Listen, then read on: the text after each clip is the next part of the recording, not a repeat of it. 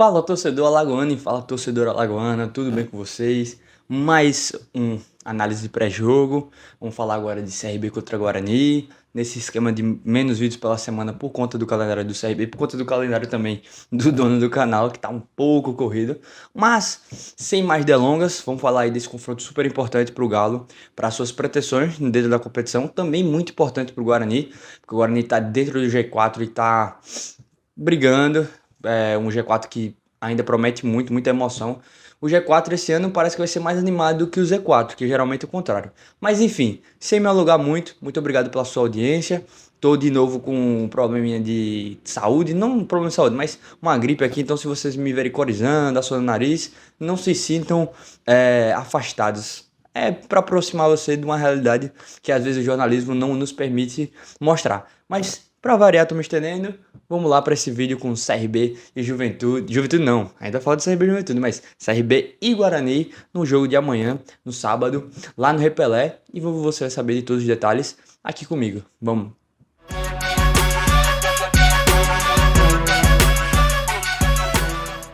Bom, vamos começar dando aquele parâmetro geral sobre o Guarani. Fizemos vídeo no primeiro turno entre CRB e Guarani, na verdade Guarani e CRB, né? O jogo foi no Brico de Ouro. Foi o jogo que marcou a volta do Daniel Paulista. Daniel Paulista foi bem, ganhou do Guarani lá no Brico de Ouro. Eram outras épocas lá, pro Bugre, também outras épocas pro CRB. Mudou muita coisa, mas vamos falar desses dois times que estão. Um tá mais perto do acesso do que o outro, mas os dois estão brigando para isso. Bom, começar o parâmetro geral. O Guarani tem 28 jogos, 14 vitórias, 8 empates e 6 derrotas. Pronto. Metade dos jogos do Guarani foram vitórias. Mas tem um porquê disso e a gente vai falar já já dele, porque é em nome de uma pessoa. O Guarani foi um time que começou o campeonato um pouco mal, um pouco oscilante também. Não teve um campeonato brasileiro da Série B com um bom início. O Guarani e a Ponte Preta, os dois times de Campinas, que sonham muito com essa volta para a elite do futebol brasileiro. O Guarani está há mais de 10 anos fora da Série A. A Ponte tem um tempo menor fora da Série A, mas também já está há algum tempo sem integrar a elite do futebol brasileiro. Mas o Guarani com uma cerca de mais de 10 anos. O Guarani que é um campeão brasileiro, né? De 78. Inclusive, quem me segue lá no Instagram viu minha postagem sobre esse time de 1978.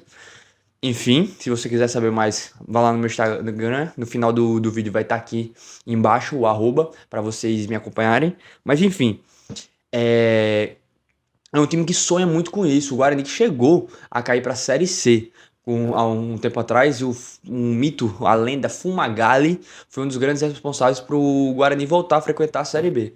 Mas enfim, esse é um sonho do Guarani.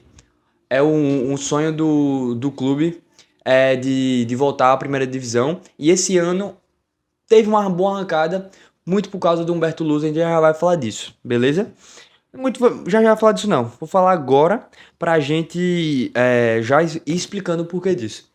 Humberto Luz saiu do CRB, né? Teve aquele momento de saída do CRB que foi bem conturbado, a diretoria bancando ele não conseguindo dar um resultado nessa confiança que a diretoria do CRB teve nele, e ele acabou saindo e foi pro Guarani. Desde que ele chegou no Guarani, são 16 jogos, 10 vitórias, 4 empates e apenas 2 derrotas. Um desempenho incrível. Vou logo adiantando aqui. Não tenho nada a retirar das minhas críticas ao Humberto Luz quanto à passagem dele no CRB. A passagem dele no CRB foi terrível, muito abaixo do que era esperado. Tanto pela expectativa que a própria diretoria botou nele e acabou refletindo na torcida, na própria imprensa. Não tiro uma vírgula do que eu falei sobre a passagem do Humberto Luz no CRB, mas a história dele no CRB acabou. E ele hoje no Guarani se tornou um dos principais técnicos da Série B. O time do Guarani se encaixou demais. Inclusive, nos últimos 5 jogos, foram 4 vitórias. Então, assim, o Guarani vai vivendo uma fase fantástica. Tanto que teve essa arrancada, chegou a ser líder da Série B. O Vitória recuperou a liderança. Nesse momento que eu gravo o vídeo, o Guarani é segundo colocado. Então, assim, é um Guarani que vem embalado. É um dos poucos times na competição que conseguiram embalar de verdade, começar mal e embalar e chegar num G4 com muita... como é que eu posso falar? com muito. Com muita banca, com muita moral. Essa é a palavra que eu tava procurando. O Guarani foi um dos poucos times que arrancou e chegou no G4 com moral. Porque a gente vê assim: o CRB deu uma arrancada, mas ainda não chegou no G4. Outros times também, como o próprio Vila, como o Criciúma, que ficou um tempo no G4 e saiu. Mas o Guarani deu uma arrancada. Se você pegar o Guarani antes do loser e depois o Guarani dá uma arrancada na Série B e chega no topo. Perdeu a posição, mas chega no topo. Então, assim, o Guarani é um time que mudou da água pro vinho. E hoje é um dos maiores times da Série B.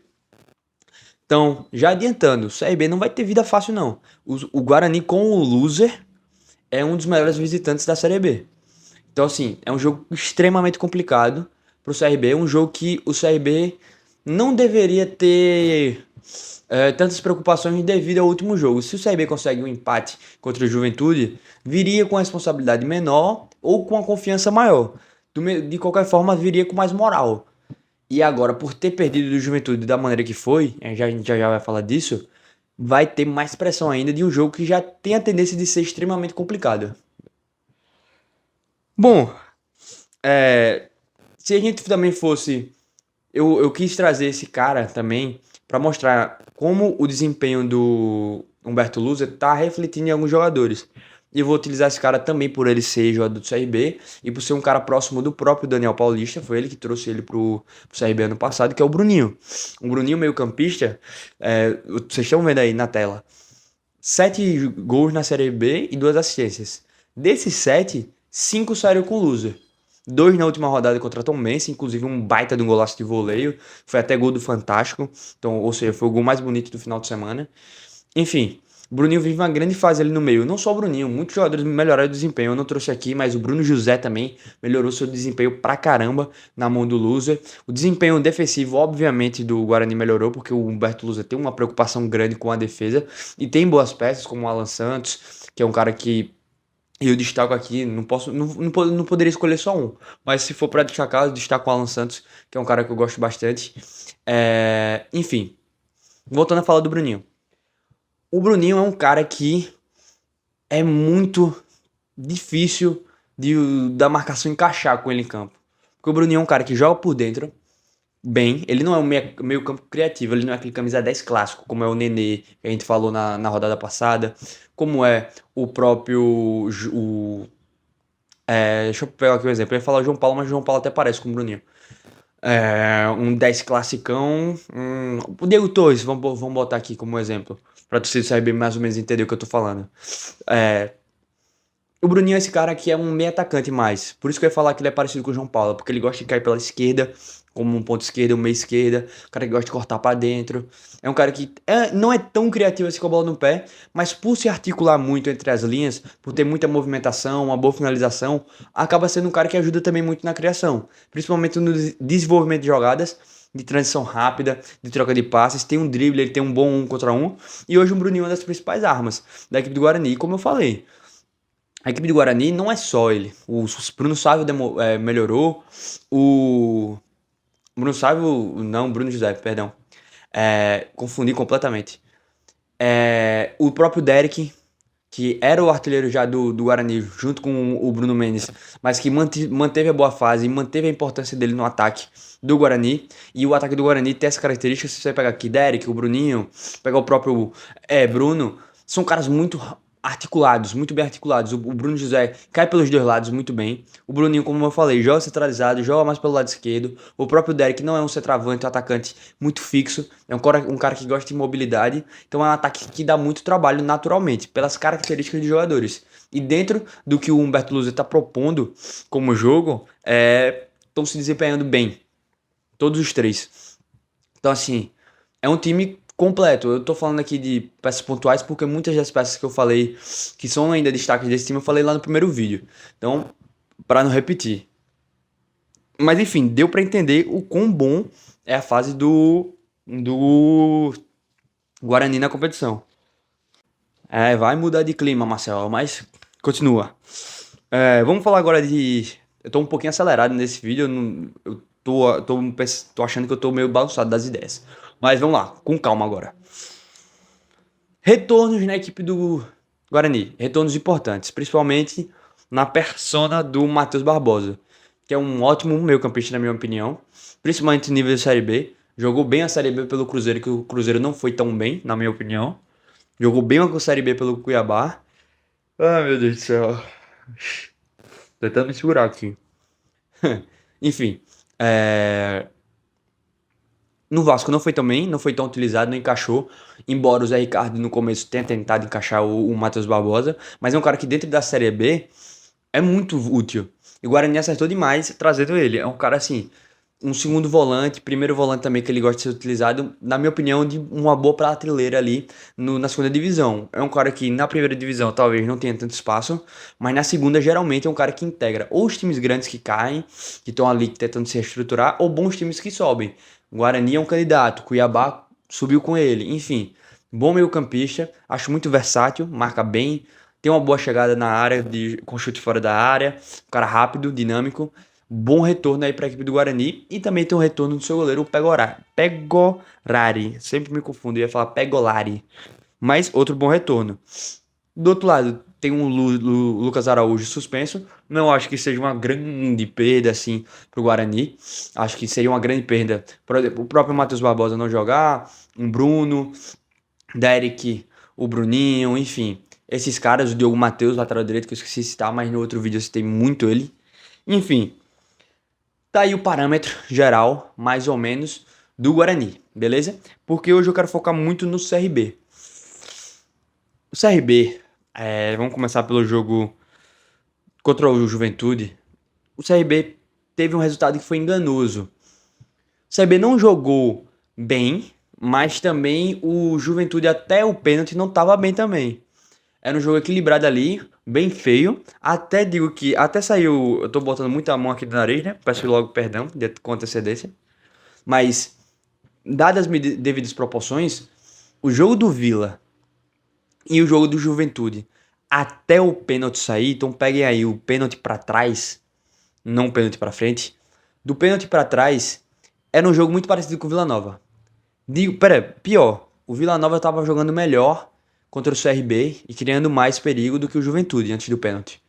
O jogo do Vila, o Diogo Silva foi muito exigido de ponta a ponta do jogo. E o CRB teve momentos que parecia que ia tomar o gol, o Diogo Silva salvou bastante, a defesa acabou se acertando e achou o gol, saiu com o resultado. Contra o Juventude tava pior, tava mal. O Vila Nova foi um time que deu mais perigo. Mas aí teve o pênalti no Hereda, que eu acho que foi pênalti, indiscutível, tava com o braço muito aberto, muito estendido, mas eu tenho questionamentos a essas regras, aí, enfim. Mas foi um pênalti, claro, marcado, e aí a partir do gol, aí sim o CRB desandou. O CRB desconcentrou, não soube voltar para a partida, tomou o Deus Silva completamente perdidinho das ideias depois do gol. Para mim, vou falar, mas o David bateu forte na bola, lá para mim, Matheus. O segundo gol do Juventude foi defensável. O terceiro eu não preciso nem falar. E o CRB acha o famoso gol inútil. Eu ia falar como é que fala gol de honra, mas pra mim isso não existe gol de honra. Isso aí foi pra mim foi um gol inútil, não serviu de nada. Pra dar aquela diminuída mínima no saldo de gols, mas assim, no geral, o CRB contra o Juventude não entrou pra tentar o resultado, não me pareceu isso. O CRB não conseguia contra-ataques, o CRB não tentou ficar com a bola em nenhum momento. E o Juventude que não tava bem. Mas a partir do momento do pênalti desandou completamente o jogo. O Juventude teve um resultado que pareceu que o Juventude amassou o CRB de ponta a ponta, e o que não foi. E o CRB teve um resultado que pareceu que o jogo foi o maior desastre do mundo. Acabou sendo, por causa do resultado, mas antes do resultado se concretizar, o CRB fazia uma partida de quem ia conquistar um ponto fora de casa, que era muito mais interessante para o CRB do que para o Juventude, por o Juventude estar jogando dentro de casa. Então, assim, a partida circunstancialmente foi terrível. Mas, no geral, parecia que seria um jogo feio, chato, que ia terminar com um ponto para cada lado. Então, entendam o marco temporal que foi o pênalti, para ser definidor da partida. A partir do pênalti foi que o CRB desandou. Mas antes, o CRB vinha atuando mal pra caramba, junto com o Juventude, jogaram de um nível técnico muito abaixo, mas que pro CRB era até interessante, porque tirava a possibilidade do seu adversário conquistar pontos em casa e conquistava pontos fora. Enfim, pra mim foi isso. E aí o que isso acarreta? Pressão. porque se esperava um CRB que pelo menos brigasse com o Juventude, ou atuasse melhor. Acabou não se concretizando. E aí vai entrar para um jogo contra o Guarani com duas pressões principais, na minha opinião. Uma pelo resultado, obviamente, e a segunda é por uma promessa, entre aspas, que foi feita e que acabou sendo alimentada pela essa arrancada do CRB, que é o acesso. Na minha opinião, se perder para o Guarani amanhã, eu acho que pode esquecer o acesso. Porque já dentro da sequência que a gente imaginava do CRB, já vão ser muitos pontos perdidos. De uma sequência que o CRB teria que ser quase perfeito. Então, assim, amanhã, em caso de tropeço máximo mesmo, uma derrota, aí pode ir voltando aquele planejamento dos 45 pontos, do permanecer na Série B, que vai parecer isso, beleza? E aí, vamos lá para as opções do jogo, sempre aquelas atualizações. O Anselmo saiu sentindo contra o Juventude, foi avaliado, provavelmente vai estar em campo como titular amanhã. Ótima notícia para o CRB, porque, repito aqui, todo respeito a Yuri, ao Rômulo, mas nível técnico muito abaixo. Dada as devidas proporções, é você ter hoje, sei lá, quem é um dos maiores treinadores, hoje o Haaland no seu time e no banco você ter com também todo respeito, Davidson. Então assim, é uma disparidade técnica muito grande do lançar um para os outros. Então lançar um em campo sempre é uma boa notícia, porque as opções que tem no banco nunca correspondem. Ah, enfim. E a volta do Romão, essa sim é uma grande notícia, por quê? Tirando o momento que o Matheus Ribeiro jogou de lateral esquerdo contra o Vitória, o resto da lateral esquerda do CRB nas partidas que foram decorridas com o Romão fora foi terrível. O Edmar, digo e repito, achei boa a contratação do Edmar, mas o Edmar provou em campo de que eu estava errado. Edmar não jogou pelo CRB quase nunca bem. Pouquíssimos jogos, eu acho que eu só me recordo do jogo contra o Novo Horizontino, fora, que ele foi bem. Então, assim, o Edmar era um cara que parecia que ia ser um cara que ajudasse, mas quando o Romão tava fora e optou pelo Edmar em campo, não se viu. Tanto que o Matheus Ribeiro foi o melhor lateral esquerdo do CRB com a ausência do Romão. Então, assim, a ausência do Romão é uma baita notícia, principalmente para um jogo que o CRB precisa do resultado, precisa ser ofensivo, precisa atacar, e o Romão é um escape ali pelo lado esquerdo que muito ajuda. Principalmente hoje que o Renato não tá tão bem, o Renato convenhamos, tá numa fase péssima. Não tá ajudando tanto na criação no ataque, não tá fazendo gol. Então, assim, teve uma arrancada legal dele junto com o Daniel Paulista, mas hoje já não é o Renato que foi durante todo o ano. Então, a volta do Romão, não só para o problema da lateral esquerda, mas para um auxílio de ataque, vai ser uma baita da notícia. Vamos ver se ele vai voltar no ritmo. Bom, sequência do CRB. Vai entrar naquilo que eu falei sobre o jogo de amanhã, perdão. CRB ganhando do Guarani revitaliza esse cenário de acesso. Mas depende muito desses dois resultados contra Mirassol fora e também o Ceará em casa. O Mirassol fora é o seguinte, vai ter que sair para vencer. E eu não tô brincando. Por que vai ter que sair para vencer o CRB? Um empate já começa também a perder pontos importantes, porque perdeu contra o Juventude. Se o Juventude é um empate e contra o Mirassol é um empate, eu achava ok. Mas agora vai ter que buscar o resultado fora de casa. Vai ter que jogar de igual para igual, vai ter que bater de frente. Então, assim, vai ser um jogo extremamente difícil. Contra o Ceará em casa, eu já acredito no confronto que o CRB é favorito. Pelo momento dos dois times, o Ceará tá muito conturbado dentro e fora de campo. E porque eu acho que hoje o CRB joga um futebol melhor. A torcida vai falar, mas o jogo contra o Juventude. Beleza, mas no geral o CRB joga um futebol melhor que o do Ceará. Esses próximos dois jogos são essenciais. Tem que fazer dois grandíssimos resultados contra Guarani e Mirassol. Se o CRB quiser continuar com esse sonho de subir. Por que eu digo isso? Porque após esse jogo, o CRB vai ter uma das melhores sequências da Série B para quem quer subir. Vai pegar um Ituano, fora. Pega um Criciúma, que é uma partida dificílima. Beleza. E é fora, tá? Não, é em casa. Oi, bicho, agora me perdi no pagode, viu? Mas pega um, mas pega um Criciúma, que independente de ser fora ou em casa, é uma partida dificílima. Mas depois, pega Londrina, pega Chape, pega Avaí, a maioria da galera lá de baixo, que vai estar desesperada por pontos para sair da situação que tá, vai. Mas em futebol, ninguém lá da parte de baixo joga mais que o CRB. Ninguém tá tendo uma arrancada extraordinária para dizer que é melhor que o CRB. E essa é a vantagem do CRB, na minha opinião. Se o CRB quiser manter esse sonho aceso do acesso, tem que ir bem contra essas duas equipes, as duas próximas, Guarani e Mirassol. Por quê? Mantendo o nível de bons resultados, ganhando casa, empatando fora e tal, vai pegar uma sequência muito boa na reta final. Uma sequência que muitos times não vão ter. Hoje o CRB pegou quase todos os confrontos diretos, com exceção do Criciúma, que vem já já. Falta ainda o Mirassol, o Ceará e já já o Criciúma. Depois de sair, o CRB não pega confronto direto nenhum. Diferente dos outros times. Se vocês olharem nas tabelas, os outros times vão pegar muitos confrontos diretos na reta final. Isso pode ser um trunfo para o CRB, mas passa primeiro por essa manutenção de resultados contra o Guarani e contra o Mirassol, beleza? E aí o que eu acho dessa partida contra o Juventude, eu meio que já falei hoje durante todo o vídeo. Acho a partida extremamente difícil, pelo momento que o Guarani vive, pelo Guarani ser um dos melhores visitantes com o Humberto Lousa no comando, por o CRB vir de uma derrota impactante, vai ter que se superar esse momento controverso aí, de uma derrota que não representou o que foi o jogo. A torcida eu sei que vai pro campo, vai apoiar, sei que boa parte da torcida ainda vai estar acreditando que dá para um acesso, mesmo que o resultado último foi muito ruim.